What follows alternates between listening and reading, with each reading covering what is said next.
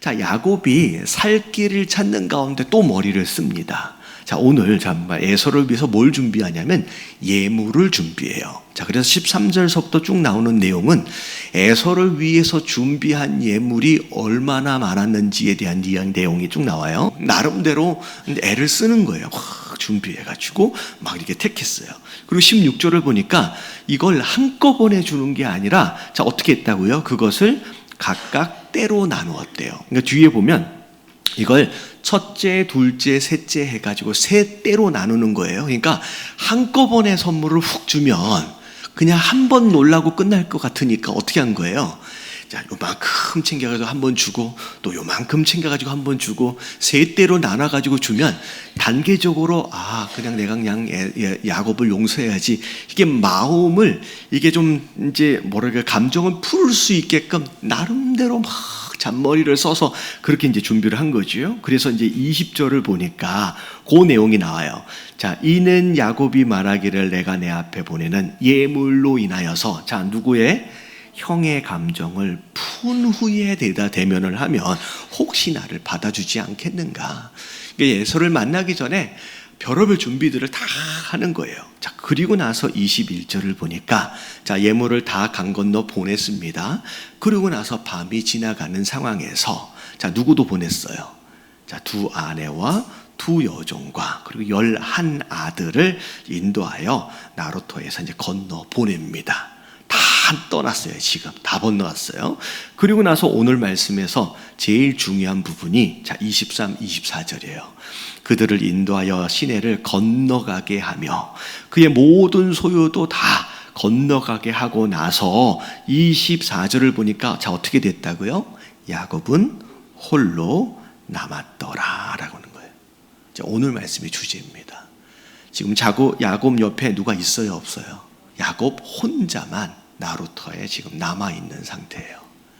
자, 야곱의 홀로 되어짐. 자, 이게 하나님께서 어떤 의미를 갖고 우리에게 어떤 메시지를 주시는지, 자, 첫 번째 메시지 우리가 함께 살펴보면, 자, 1번 같이 읽겠습니다. 시작.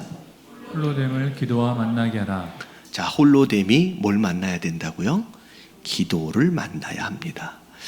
자, 영적으로 보면 우리가 홀로 되었다라고 하는 것 자체는 사실 여러 가지로 위험한 상태다라고 생각해 볼 수 있어요. 위험한 상태. 자, 한 세 가지로 좀 정리를 해보면, 자, 혼자 있으면, 자, 어떤 상태가 되어지냐면 1번 읽어볼게요. 시작. 정서적으로 불안해지기 쉽다. 여러분, 혼자 있으면요, 좋을 것 같지만 여러분 사실은 정서적으로 불안한 상태가 됩니다. 자, 왜냐하면, 자, 우리는 누구의 형상으로 지으심을 받았어요? 여러분, 하나님의 형상으로. 자, 하나님의 형상의 가장 기본적인 부분이 삼위일체예요. 세 분이 한 분으로 함께 존재하시는 분이 하나님이십니다. 다시 말하면 하나님 그분 자체가 공동체로 계시는 분이에요. 그분을 닮은 우리의 존재 또한 어디에서 가장 안정을 느끼냐면 공동체 안에 누군가와 함께 있을 때 가장 정서적으로 안정된 상태가 되는 거예요. 그래서 우리가 학교 다닐 때 우리는 뭐 어떤 존재라고 배웠냐면 사회적, 뭐 동물은 아닌데 그렇게 동물이라고 배웠잖아요. 우리가 사회적 존재다라고 얘기할 수밖에 없는 이유가 뭐냐면 바로 이런 부분이에요. 그 두 번째가 뭐냐면, 다 같이 읽어볼게요. 시작. 다른 사람의 도움을 받을 수 없다. 함께함으로 안정을 유지하는데 사실은 도움이 필요하다는 얘기예요. 여러분, 혼자 살 수가 없는 존재가, 자, 우리라고 하는 우리 사람입니다. 그래서, 자, 감성적인 사람은 이성적인 사람한테 도움을 또 받아야 되고, 이성적인 사람은 또 감정적인 사람한테 도움을 받아야 되거든요.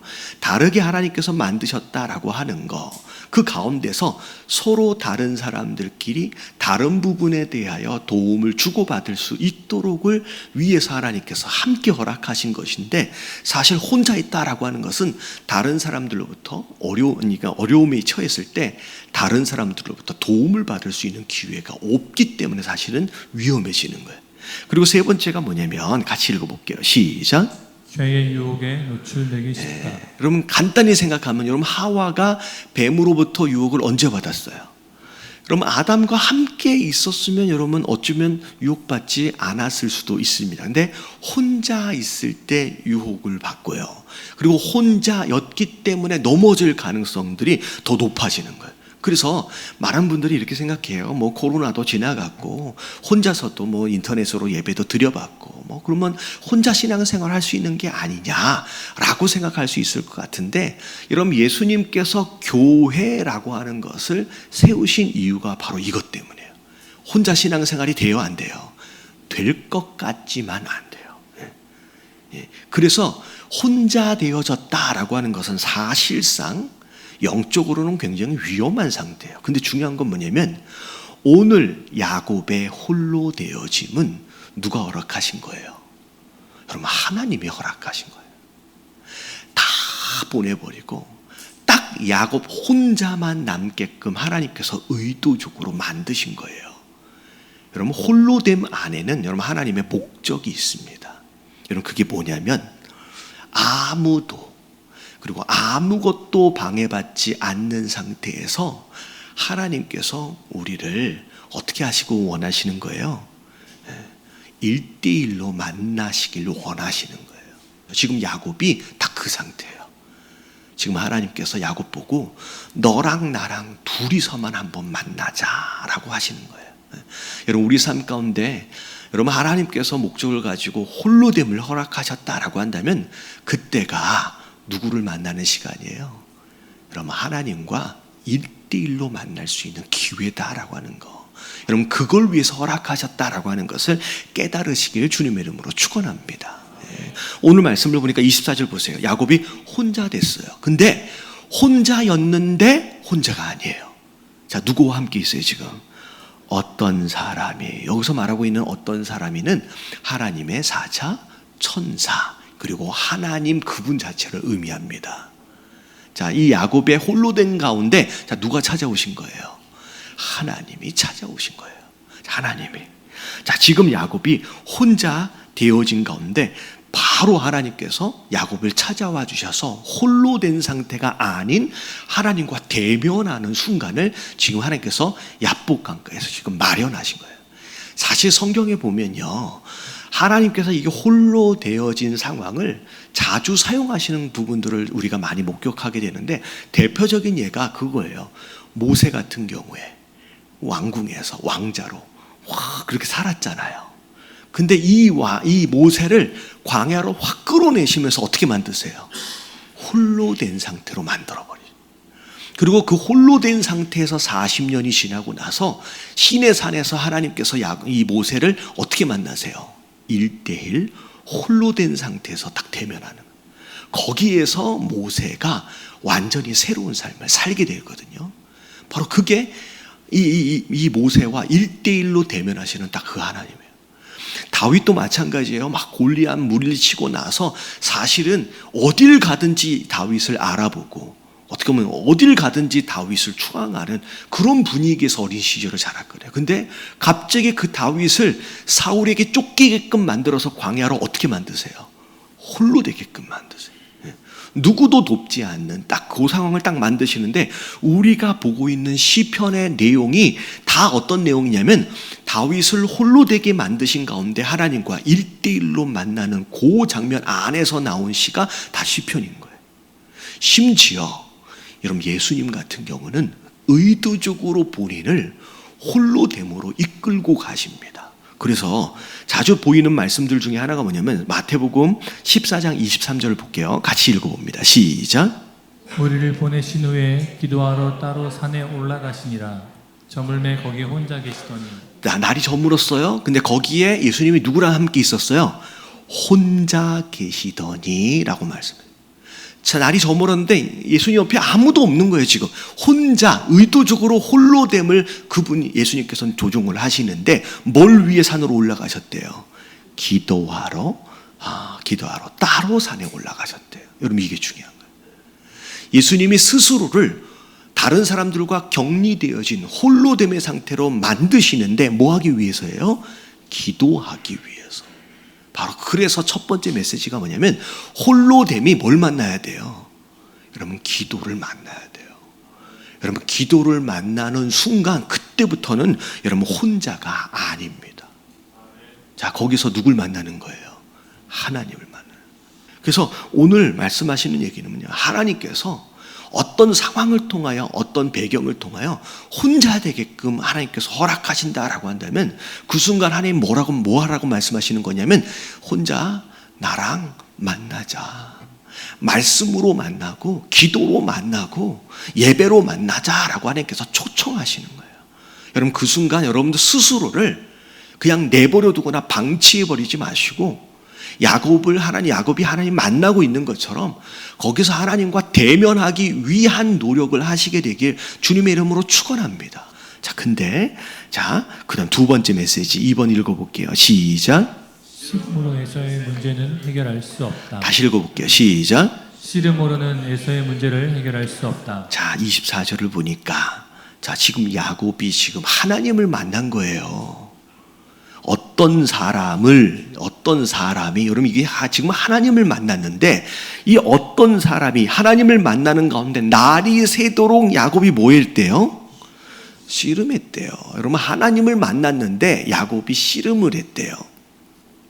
저는 많은 분들이 이제 그래요. 여태껏 익숙하실 것 같아요. 여러분 이 씨름을 굉장히 좋은 의미로 해석을 하시는 분들도 많이 있습니다. 근데 나름 또 의미가 있을 것 같아요. 근데 오히려 좀 다른 각도로 볼 필요가 있는 게 뭐냐면 보세요. 여러분 야곱은 씨름하는 것에 굉장히 익숙한 사람이에요. 이 야곱은 언제부터 씨름했어요? 태어날 때부터 씨름했어요. 내가 장자가 되기 위해서, 내가 먼저 나가기 위해서 형과 씨름했던 자예요. 근데 첫 씨름을 야곱이 졌어요, 이겼어요? 졌어요. 그래서 처음 원하는 그것을 첫 씨름에서 놓쳤어요. 그리고 나서의 야곱의 삶은 그 첫 씨름에 실패한 것으로 인하여 평생 그것을 얻기 위한 씨름의 삶을 살아가게 됩니다. 그래서 자기가 얻지 못한 장자권과 그 장자의 축복을 어떻게 해선 얻어내기 위해서의 몸부림을 치는 삶을 평생 살았어요. 그리고 이 외삼촌하고 같이 있었을 때도 내가 원하는 그 물질, 내가 원하는 그 아내를 얻기 위해서 또 스스로 씨름하며 평생을 살아왔던 자가 바로 야곱입니다. 다시 말하면 야곱은 문제를 만나면 항상 뭘로 대처를 해요? 씨름해서 되죠. 내 노력과 내 열심과 내 잔머리와 내 계획과 내 무엇인가로 인하여 이 문제를 해결하려고 막 애를 쓰는 사람, 바로 그게 야곱이에요. 근데 오늘 보니까 하나님을 만났는데 지금 그 하나님하고 지금 뭐 하고 있어요? 또 씨름하고 있어요. 그 하나님과 만났는데 하나님하고 또 씨름하고 있는 거예요. 여러분 씨름은 어떻게 하는 거냐면 이겨야 되잖아요. 이겨야 되는 게 어떻게 보면 야곱은 첫 번째 실패로 인하여 평생 지고는 못 사는 삶을 산 거예요. 근데 지금 하나님을 만나는데 하나님을 뭐 해 먹으려고 그러는 거예요, 지금? 이겨 먹으려고 하는 거예요, 지금 붙잡고서. 이겨 먹으려고. 근데 여태껏 야곱은 첫 번째 씨름 이후에 모든 씨름을 통하여 문제를 다 해결해 왔습니다. 그렇잖아요. 원하는 것을 다 얻어왔어요. 실패해 본 적이 없어요. 이번에도 그 씨름의 방법으로 문제를 해결하려고 했는데, 이 뒤에 이야기의 전개를 보면 이번에는 씨름으로 해결이 안 돼요. 보세요. 25절을 보니까 자기가 야곱을 이기지 못함을 보고, 이거는 천사 입장에서 지금 글이 쓰여진 거예요. 여기서 말하고 있는 자기는 천사이고 하나님을 의미하는데, 야곱을 이겨요, 못 이겨요? 못 이겼대요. 그러면 이거는 해석을 잘해야 돼요.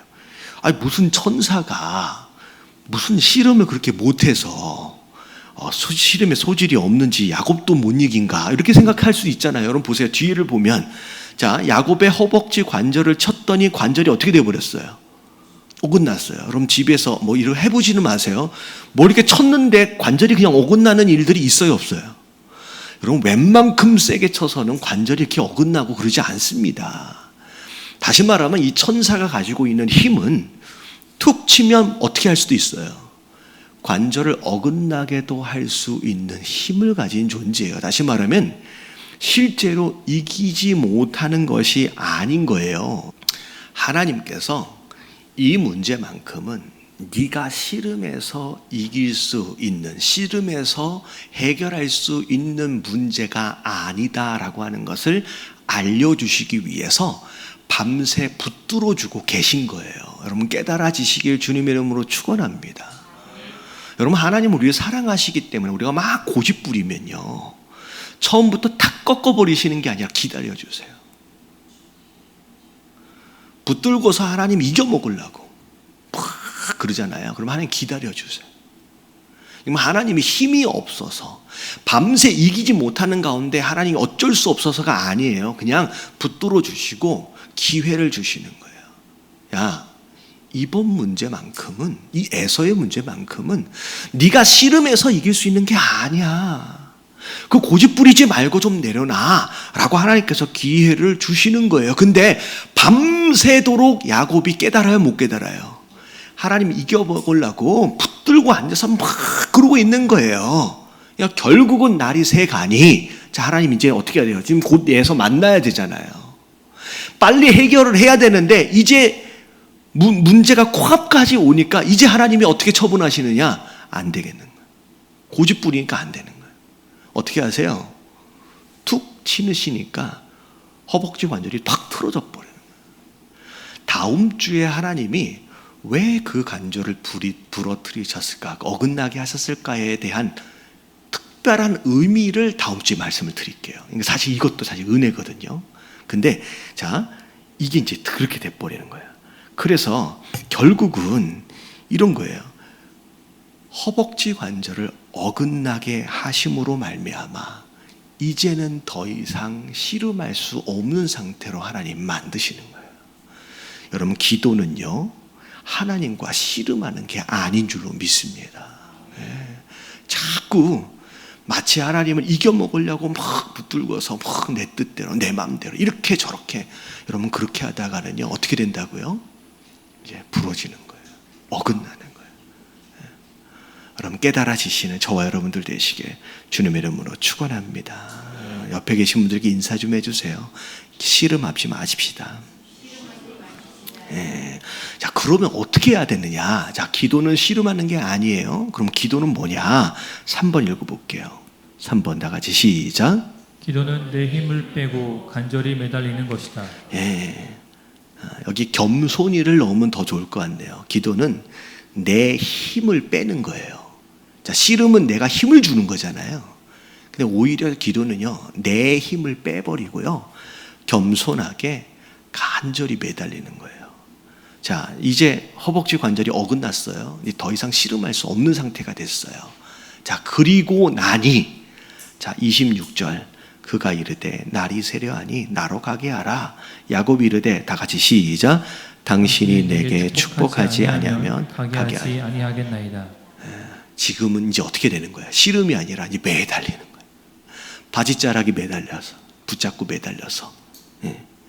어떻게 보면 사실은 앞에 나왔잖아요. 두 때로 나눠가지고 에서가 여기를 치면 여기로 도망가고 에서가 여기 치면 이쪽과 함께 도망가고 도망칠 궁리했거든요. 자, 허벅다리 관절이 어긋났어요. 이 도망칠 수 있어요, 없어요? 이제는 없어요. 자기가 세워놓은 모든 계획이, 최선의 계획이 완전히 수포로 돌아갔어요. 이제 자기가 세운 계획 가지고서는 자기가 살아남을 길이 없는 거예요. 관절이 딱 어긋나고 나서는 이제 살 길은 누구밖에 없어요? 하나님밖에 없는 거예요, 이제는. 딱 그 상태가 돼. 그래서 그 하나님을 딱 매달리니까, 하나님을 딱 붙잡으니까 무슨 일이 벌어졌는지 보세요. 27절을 보니까 물어봅니다. 네 이름이 뭐냐? 이게 야곱입니다. 야곱이 무슨 뜻이라 그랬어요? 한마디로 얘기하면 씨름하는 사람입니다. 사기꾼입니다. 내가 노력해서 살아갔던 사람입니다 라는 뜻이잖아요. 그동안 나는 그렇게 야곱으로 살았습니다 라고 얘기를 하는 거예요. 그랬더니 자, 하나님 뭐라고 말씀하시면 내 이름을 다시는 야곱이라 부를 것이 아니에요. 자, 이제는 씨름하는 거야, 씨름하지 말라는 거예요. 이제는 씨름할 수도 없어. 이제 씨름할 수도 없는, 씨름하는 인생, 그런 인생이라 부르지 말라. 자, 새로운 이름을 주십니다. 뭘 이름을 주세요? 이스라엘이라고 하는 이름을 새로 주십니다. 자, 이스라엘의 이름의 뜻이 뭐예요? 네가 하나님과 및 사람들과 겨루어 뭐 했다? 이겼다. 그게 되게 신기한 이름이에요. 신기한 이름이에요. 이름 자체의 뜻이 뭐냐면 하나님과 겨루어 이겼다라고 하는 게 이스라엘의 뜻입니다. 근데 지금 뭐냐면 하나님이 하나님을 이긴 거예요, 야곱이. 근데 중요한 건 뭐냐면 씨름에서 이겼어요, 기도에서 이겼어요? 여러분, 기도에서 이긴 거예요. 여러분, 하나님은요, 우리가 씨름에서 이길 수 있는 분이 아니에요. 여러분, 이게 하나님이 져주시는 거잖아요. 아빠가 이제 져주는 것처럼 하나님이 우리한테 져주시는 경우가 있어요. 자, 그게 딱 한 가지 경우예요. 뭐 할 경우예요?